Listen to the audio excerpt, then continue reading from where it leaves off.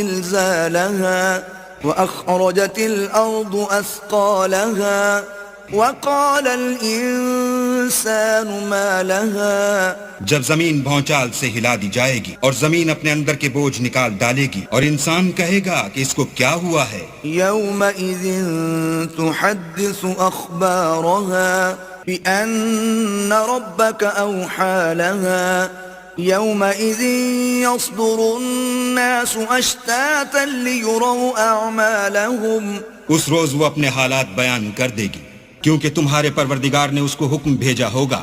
اس دن لوگ گروہ گروہ ہو کر آئیں گے تاکہ ان کو ان کے اعمال دکھا دیے جائیں. فمن يعمل مثقال ذرة خيرا يره ومن يعمل مثقال ذرة شرا يره.